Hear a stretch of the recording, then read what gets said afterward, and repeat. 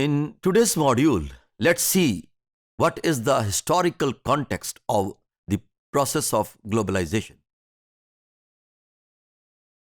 We learned about three different perspectives of globalization in the previous module, and we took all these two, the next two. I mean, in the initial module, we learned that there were five perspectives, historical perspectives. Now we learned already about first three perspectives in the previous module. In this module, we intentionally or consciously put these two modules in this historical context because it relates with history.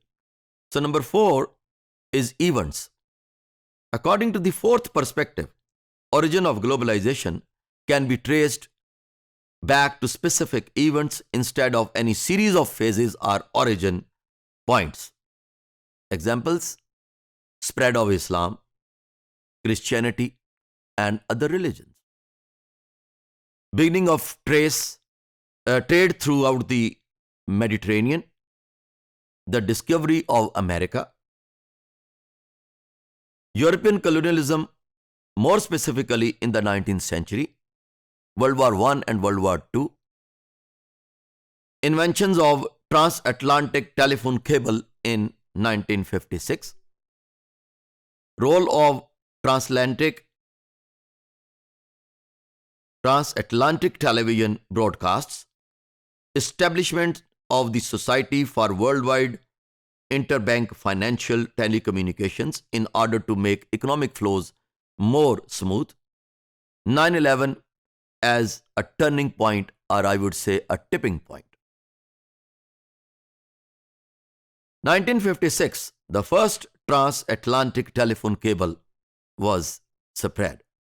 In 2009, shift to interconnected global economy after the Great Recession.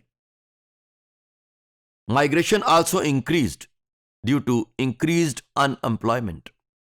I would say rather underemployment. Especially in Pakistan, there is more underemployment. Underemployment means when people are not ready to do any job as per their status. They consider that they are, having highly qualified or higher education, so they should not do any menial job. So they should go for the job that suit to their status as a caste, creed, or any other designation if they had in their family. So that is called underemployment. When people are not ready, there are menial jobs are less than their status, or you may say that less than their qualification, they never accept. In 2014, the users of mobile phones increased rapidly. Technological modes of communication increased interconnectedness of people more than ever before. Number 5, broader, more recent changes. That is the fifth perspective of globalization. It focuses on broader but still recent changes. The United States began to increase its military power in different parts of the world. If you just made a wild guess that how many places or how many countries America had its military installations directly or indirectly, there are 157 countries out of 192 registered countries with the United Nations where the United States of America has its military installations to date. So maybe it's 70%, more than 70% countries, Americans' military installations are there. Emerging as a great industrial power after the World War II, United States also projected its economic power everywhere around the globe. The reach of American media and influence of Hollywood played vital role in the spread of Americanization. Ford and General Motors emerged as multinational corporations. These multinational corporations serve as vital ingredients of globalization. As I mentioned in my previous modules, that multinational corporations are one of the tools of globalization.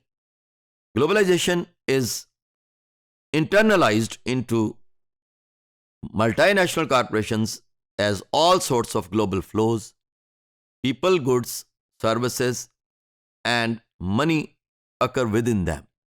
I usually call these multinational corporations as multinational governments because they have their subjects, our population, because they have their territory in the form of their branches in different parts of the world.